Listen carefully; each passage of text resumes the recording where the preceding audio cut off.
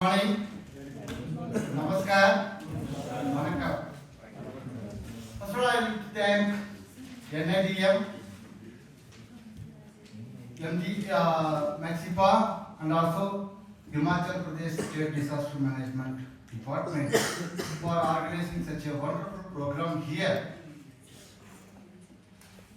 I hope the participants and the experts from different organizations and the different states with the different backgrounds. This is the right set of audience which can discuss and suggest measures for the concerned authorities for the future implementation. Here the disaster, both the natural and the man-made, pose the significant challenges to the educational system, particularly in the urban setting, where the vulnerabilities are often compounded by rapid urbanization and inadequate disaster preparedness.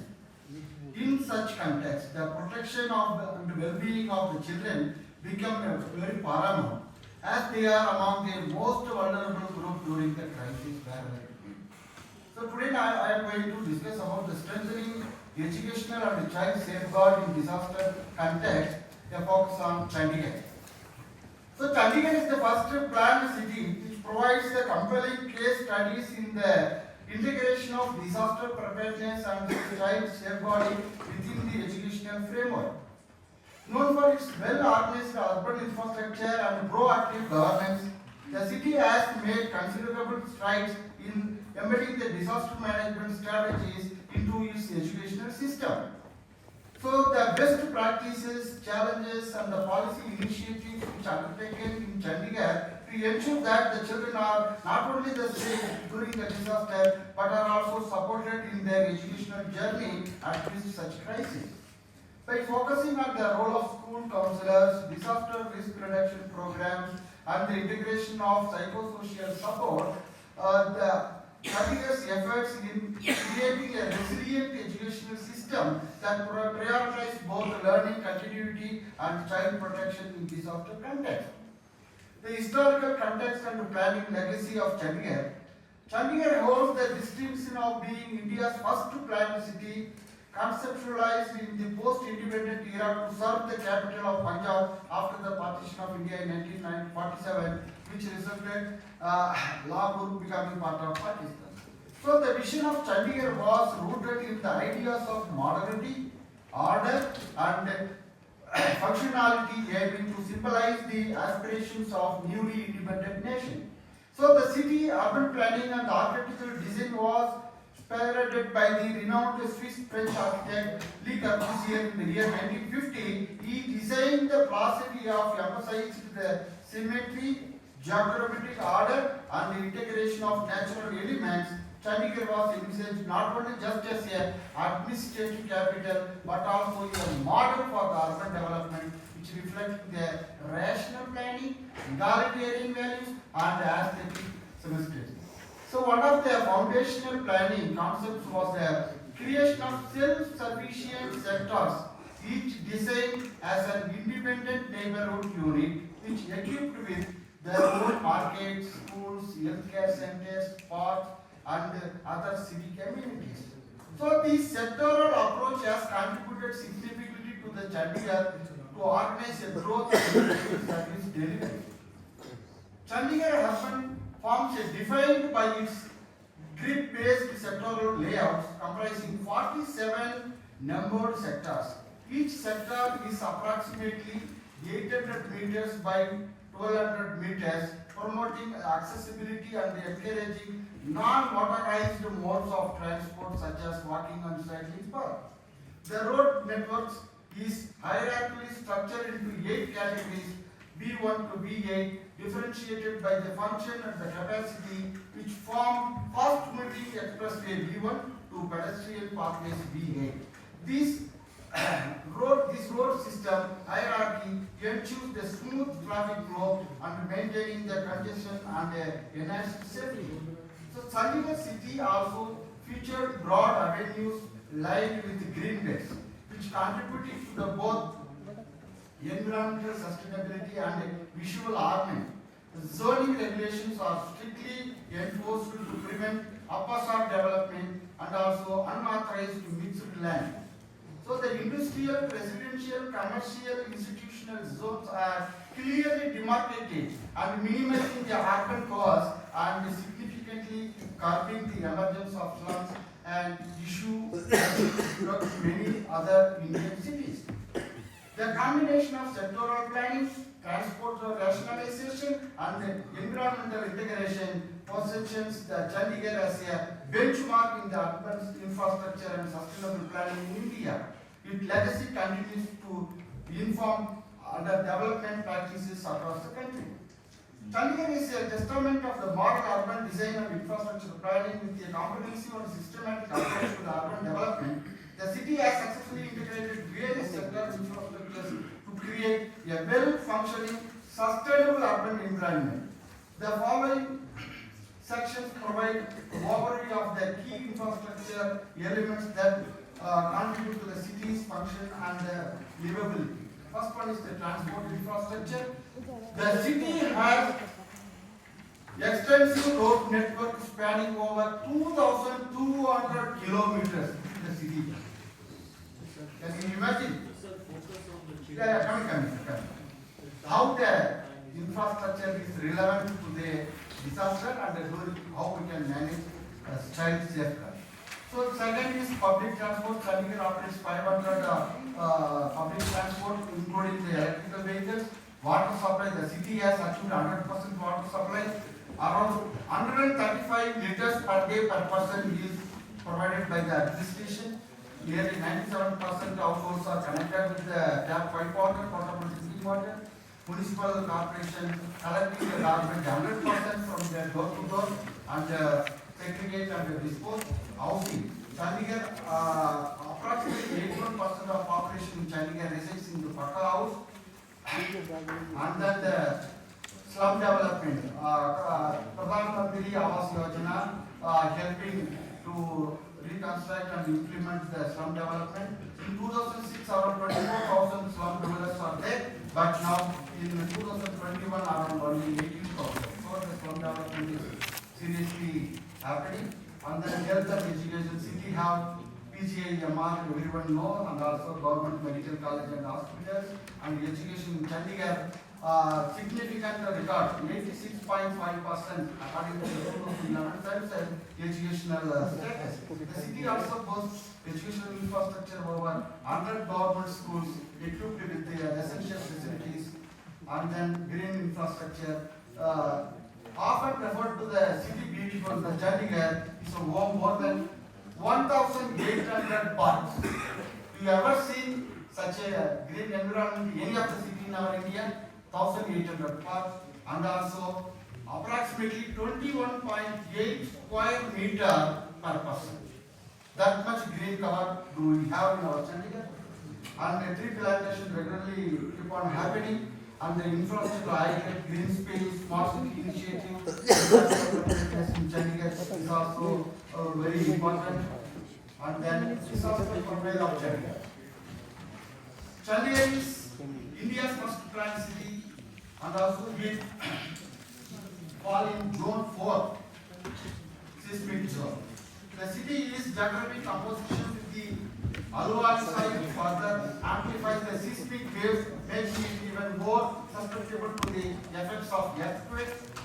The vulnerability was made evident in the several notable earthquakes. On October 2005, Musprabad earthquake in Kashmir magnitude 7.6 triggered even to Chandigarh. The event caused structural cracks and building collapse. May 24, 2013 witnessed the tremors originated from the earthquake in the Jammu region that were felt across the city.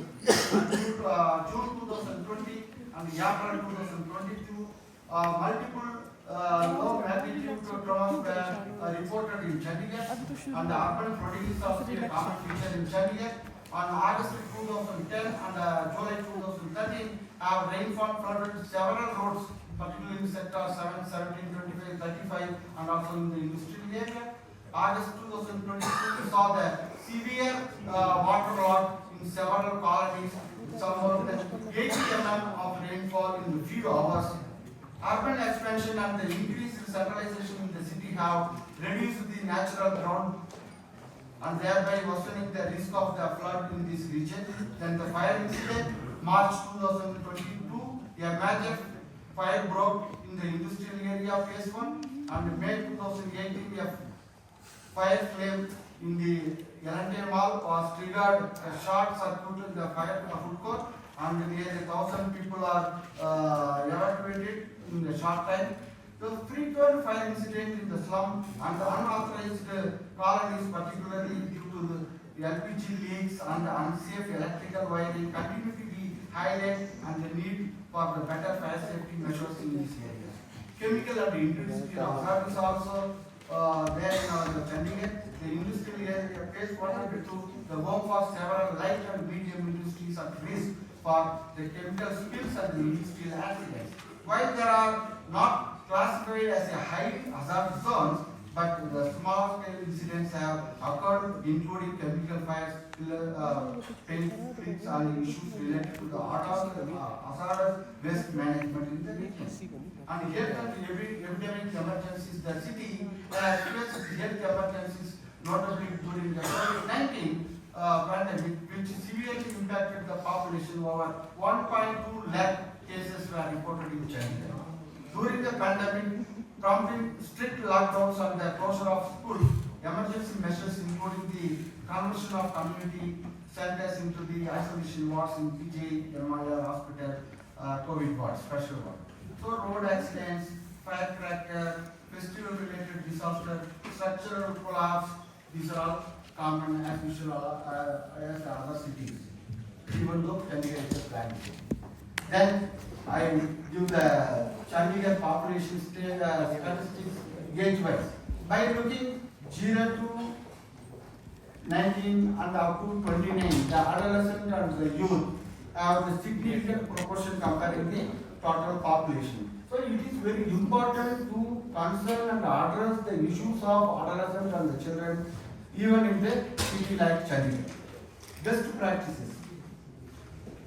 As everyone aware that Chandigarh is the capital of both Punjab and Haryana state, even though it is a unity under the administrative control of Government of India. Chandigarh has prioritized the resilience of its citizens, especially children, in the face of potential hazards like earthquakes, urban flooding, and fire-related incidents. As part of its forward-thinking approach to the disaster preparedness, the Chandigarh city has incorporated disaster management into its educational institutions, recognizing the crucial roles that the schools can play in equipping the future generation with the knowledge and the skills to respond to the emergencies. So, integration of disaster management in the school curriculum, as the guidelines set out by the National Disaster Management Authority, and the disaster management awareness is now an integral part of the subject as environmental science, social science, and PU science across various school levels. Additionally, the schools across the city have included co-curricular activities such as mock drills, awareness rallies, and poster making competition focused on disaster risk reduction. These activities not only engage the students in learning about the disaster preparedness, but also foster the culture of safety and resilience in the region.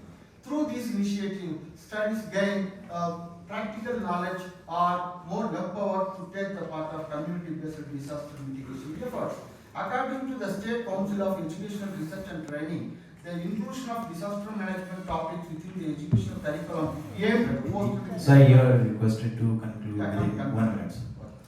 So there are different initiatives like school coverage and training programs, school safety and disaster plans, capacity building and training the teachers and the staff, mock drills and simulation exercises, and child-centric disaster risk reduction programs are conducted in collaboration with the different institutions like NDRR, State Police, and Child Protection Department, and Social Welfare Department, even the Anganwadis also. This is a model for urban DRR integration and also conservation coordination mechanism and infrastructure readiness for the educational institutions and community and NGOs engagement in child protection disaster preparedness in Chandigarh is also well happening by best integration of all the line departments together. And also the special highlight is psychosocial support system in Chandigarh regarding protecting the children through the school counselors in the disaster preparedness. Nearly 61 trained counselors were appointed in 116 schools to supplement 19 special educators. So that the ratio of counselor and the students, one equal to 122 or 222, now it reduced to 1 is 951, which is above the average of suggested by the agencies. So beyond the counseling, the city school counselors actually involved in training the teachers, psychosocial first aid, and sensitizing them in the DMHP and death-related disasters.